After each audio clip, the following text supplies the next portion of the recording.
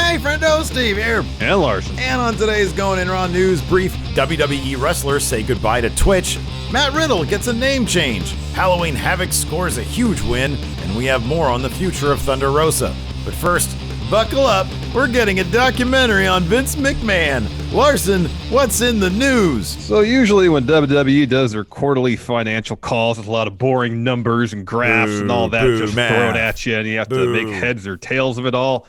And yes, WWE had another wildly profitable quarter. They made a ton of money, which is not that surprising given the value of their current TV deals. What was surprising was the announcement of during the Q3 financial call today by WWE President and Chief Revenue Officer Nick Khan is that WWE and Netflix are working on a multi-part docuseries about Vincent Kennedy McMahon. So Bill Simmons will serve as executive producer on this project, and Chris Smith, who helmed the Fyre Fest documentary Fire, the Greatest Party That Never Happened, is tabbed to direct. There's also been a Vince biopic in development for a good number of years, seemingly stuck in development hell for the time being. This is the first we've heard of any like real documentary dealing with the life and or career of Vince McMahon. And I was kind of wondering if the success of The Last Ride and kind of pulling back the curtain on the mythos of The Undertaker maybe influenced Vince to finally say, all right, you can make a documentary about me. Yeah. Maybe. Also, considering Bill Simmons was a producer on the Andre the Giant HBO documentary that Vince participated in, I imagine, maybe Bill Simmons was able to twist Vince's arm. Vince, let's face it, he's in his twilight years, and maybe he's discovered something called self-reflection, or maybe he just wants to. I mean, what's funny is that, WWE announced this during their earnings call, which is weird. But because I feel so like when I was following Sean Ross Sapp and John Pollock, their Twitter threads as they listened in and reported about this earnings call. And, I was waiting to see what Vince would say about the decline in ratings. And, because last time, I don't know, it was a couple earnings calls ago, he was blaming it on injuries. I forget what the excuse was last time. Probably last time was pandemic. It was pandemic. Okay, yeah. And then this time he started by talking about how excited he was about the brand new management team that's in place. And, who knows if it was a matter of, well, if they're going to ask me about ratings, well, we've got a brand new management team. Well, apparently I read that he also said that WWE has more fans now than ever. Okay, well, I mean, I think there's probably many different philosophies on how to measure that, given social media metrics, et cetera, et cetera. And the WWE's reach worldwide is greater than it's probably ever been, too. So. Yeah, that's true. That's true. So there is probably something to be said in terms of the number of eyeballs or the number of people that are aware of WWE. But yeah, I don't know. I mean, the fact that they have Vince's WWE's involvement, I mean, obviously, if that's the case, he's probably going to be pretty exhaustively interviewed, which will make for pretty fascinating programming. You just have to wonder, the narrative that Bill Simmons and the production company and, whoever's producing this, documentaries are not meant to just lay bare truth about things.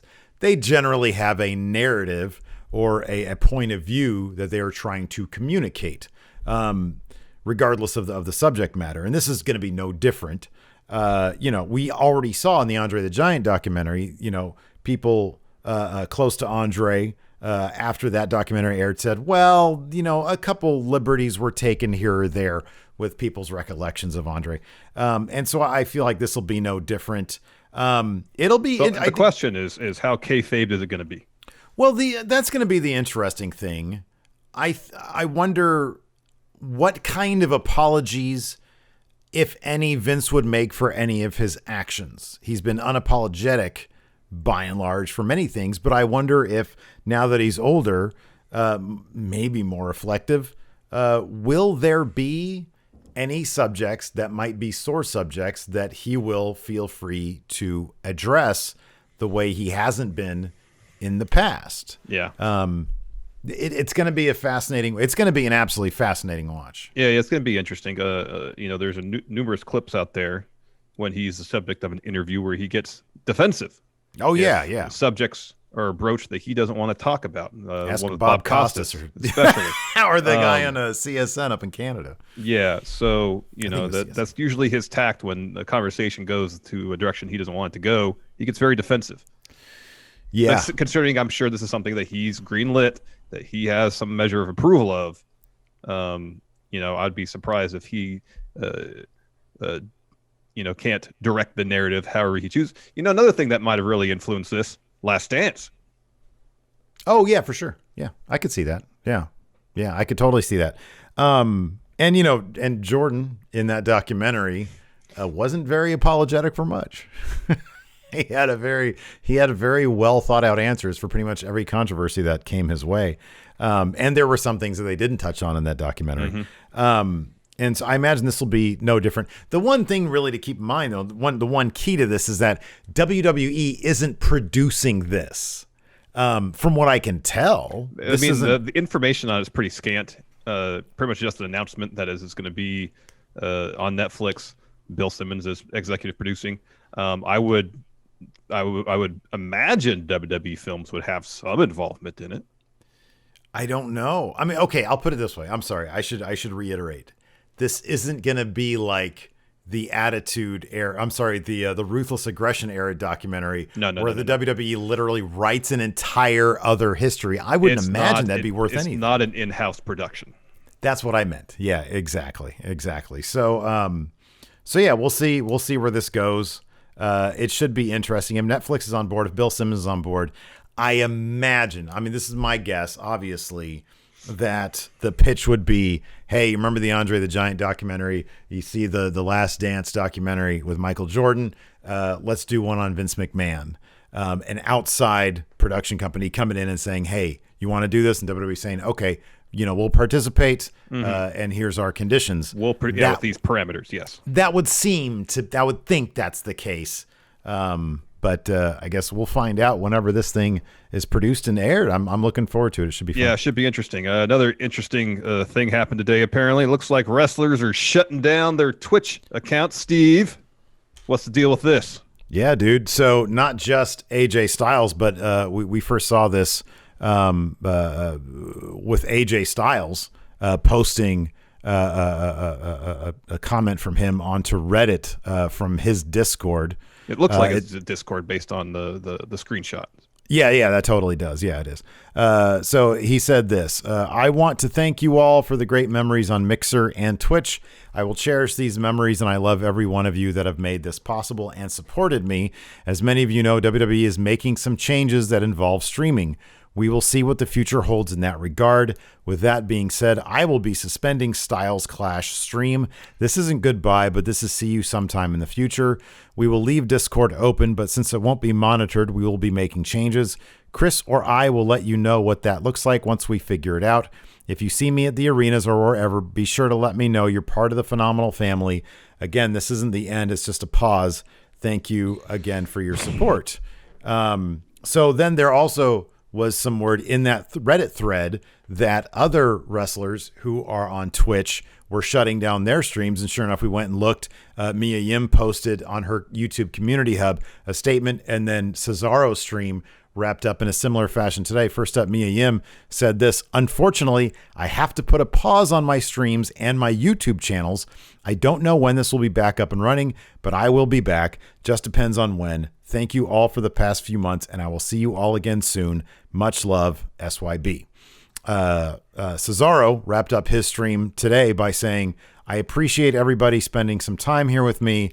I don't know when the next stream is going to be. It may not be for a long time, so I don't know. I'll find out more as you will. So yeah, thanks everybody for spending your time here. Thanks for the subs, gifts, and follows.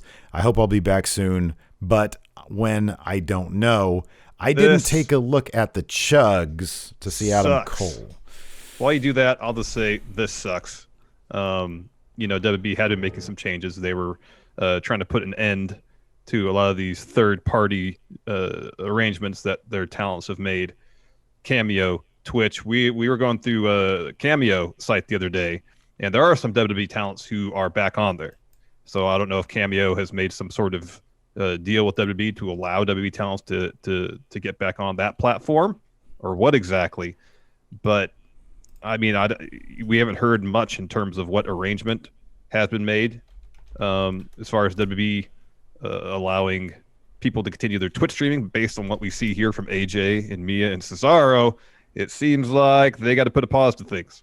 So maybe until things get worked out, or until they work for another company. Who knows? The interesting thing about Cameo is, as of, God, I think you and I were talking about this. It was yesterday. No. Oh. Prior to that, when we were looking at cameos a week ago, maybe 2 weeks ago, I made a joke that Austin Theory, because it was funny, because it's like, a bunch of like legends who aren't under not current WWE roster stars. But like the only remaining current WWE star that I saw was Austin Theory. Now, when you go there, Jackson Riker's there, Dexter Loomis is there, Dawkins and Ford are there, Mandy Rose. All these people are under their WWE ring names. So, and it's only these. Oh, Mojo Rawley's there with his ring name. Let's see here. But Alexa Bliss isn't back on yet, right? Lacey Evans is there. I know Alexa Bliss, who was under her. I mean, they were all under their real names, I think. Well, I think when this first started, so I think a lot of them started out with they're using their ring names, and then the order from Vince to shut that stuff down came down, and then it's kind of across the board. People started changing their properties to their real names. So it does look like, given, I mean, this is pure speculation on my part, given that they are there with their ring names, and these profile pictures are, oh, well, okay, so is Kevin Steen still on here? Oh, no, now it says notify when available for Kevin Owens. They are all using their WWE renders as well. It looks very uniform. I could be wrong about this. Let's see if Roman Reigns is Roman Reigns is notify me when available. It seems like the ones who have decided to opt in have started to do so, because whatever arrangement WWE has with Cameo, that seems to be in effect at this point. Given that they are there, they were not there a week or two ago. I wonder, so whatever this new directive is, it came through. I wonder too if the reason some of the main eventers haven't returned, Roman, Kevin Owens, Sasha, for example, is maybe speculation. WWE's wanting to get into this virtual meet and greet business. And maybe they've either told these particular talents or negotiate a deal with them. So rather than doing cameos, just do our virtual meet and greets, Yeah, it wouldn't surprise me if they looked at the difference between the wrestlers who were actually bringing in decent money on the virtual meet and greets, because obviously it's probably correlated to merchandise as well. It's like Roman Reigns, probably a huge merchandise seller. He's probably going to command a lot of attention on the virtual meet and greets, so you don't want to cannibalize that stuff with Cameo. And then the ones who maybe there isn't as much of a demand, or the ones who are just like, hey, I'm going to diversify in every avenue possible, opt me in for everything. They've done that with Cameo. So, hopefully they're not getting screwed. This is their business, not mine. But yeah, the Twitch stuff is especially disheartening, because obviously this is something they wanted to continue doing. And I say kudos to the wrestlers for saying, nope, just going to shut it down. Can't have that. And then once if they decide to leave WWE and look for, go elsewhere, they'll be able to kick these streams back on, because I don't foresee AEW or anybody else doing this kind of stuff. No, I don't foresee that at all. Good for them for not letting WWE get their hands on it. Yeah, no, singular thing where WWE is just trying to essentially take money out of wrestlers' pockets, and it sucks. It sucks. Another thing else that sucks or doesn't, depending on if you care about wrestlers and their names. Looks like the original Matt Riddle's undergoing a huge name change. Larson, what's going on here? Change. So PW Insider reported first that, quote, WWE has dropped Matt Riddle's first name from his official on-ring character, and he will go by just Riddle. From now on, PW Insider notes that, quote, the official decision was made earlier today, and sure enough, if you go to WWE.com, look on the Raw roster, there's Riddle. It's just Riddle. It's just Riddle. I don't know one thing to note as well. That Fitz has with just giving people one name. Well, this might give us a bit of a clue. Earlier today via Fightful Select, go check them out and subscribe. Yeah, go subscribe. Terrific. Get these great emails with all sorts of good news or all sorts of cool news. According to Fightful Select, the Matt Riddle Sheamus match went over really, really well backstage, and Vince McMahon was super hyped about it. The thing that caught my attention here is Vince McMahon made the call to change Matt Riddle's in-ring name to Riddle and pitched a more serious character presentation. That was a hard-hitting match. That was a very physical match. I don't know what, like, changing the name. I mean, Matt Riddle had a name in UFC, or he had established his name in UFC. It rolls off the tongue.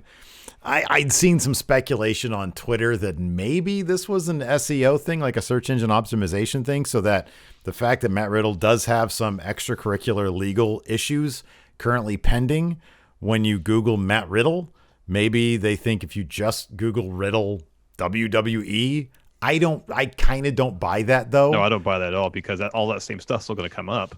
All the same stuff is still going to come out. I saw that multiple places on Twitter, and I just thought to myself, that doesn't pass the sniff test right there. Mm-mm. So, no, this feels like, and on top of that, we have tons of precedent of Vince McMahon whittling down names to basically half the roster at some point. Yeah, exactly. Sometimes they get switched back the full name, sometimes they don't. So, speaking of things that have changed, NXT changed their fortunes on Wednesday night, at least for this past week. Ratings are in. NXT finally scored a dub on AEW in the Wednesday Night Wars this week with their Halloween Havoc edition of NXT TV, drawing 876,000 viewers as a .25 in the all-important. Actually, nothing else matters. Viewers doesn't matter. 18 to 49 demo, they got a .25. AEW, they got 781,000 viewers, but beat them in the demo, because that's all that matters. Really, AEW still won, .32. Fightful notes that this is NXT's first head-to-head win against AEW since July 8th. That was the second night of the two Great American Bash shows. Yeah, in total viewership, both episodes are up from last week, so that's cool. All NXT had to do to beat them in the viewership was put on the best episode in years of NXT TV. And actually market it and brand it really well. Yeah, I mean, it's a themed episode. I don't know how. I mean, look, it does go to show, though. I mean, was this a stunt? Yeah, but it was also really good and generated a ton of buzz. Now let's see if they can capitalize on that buzz. And all the matches are pretty good. All the matches were pretty good. I mean, their matches are usually pretty good. This was a lot of fun. There was a lot of really cool angles that happened. We saw a title change. So yeah, if NXT maybe will embrace, I don't know what lesson you learned from this, because it was a thematic episode. You can't do that every week. But if it turned some people on to NXT that maybe weren't watching it before, that's cool. They're always going to be hampered by not being allowed the full width and breadth of WWE's production arm. So, you know, the fact that they're doing pretty well, at least this week, is pretty cool. It's pretty cool. One last note. So I believe it was yesterday we talked about Thunder Rosa's contract status. Is she free agent? At the time, PW Insider said no, she's still under contract with NWA. That has since been confirmed by William Patrick Corgan, Billy Corgan. He confirmed on his Instagram that Thunder Rosa, the former NWA Women's Champion, is still under contract with promotion until next year, 2021. Mm-hmm. Yeah. Yeah, we'll see. We'll see where that goes. So, anyways, we'll see how that works out. Anyways, thanks everybody for tuning in. We appreciate it. Hey, what do you guys think about wrestlers leaving their Twitch channels? Let us know in the comments. What do you guys think about Vince McMahon documentary? Let us know in the comments. What do you guys think about Thunder Rosa being with NWA through 2020 or until 2021? Good. Okay. You don't watch NWA, but okay. And then what do you think about NXT winning the total viewership numbers for the week? Oh, an AEW show. So that's right. You're an AEW show. Actually, it's a good show, so thumbs up. Now that you guys know what Larson think, let us know what you think in the comments below. Thanks for watching. Till next time, we'll talk to you later. Goodbye. Be a part of the best pro wrestling podcast today at patreon.com/Steven Larson. Enjoy tons of bonus videos, including patron-only live shows, gameplay, and vintage 10 for the wins, access to podcast question threads, the Friendo Care Package, and so much more. Support Going In Raw today at patreon.com/Steven Larson.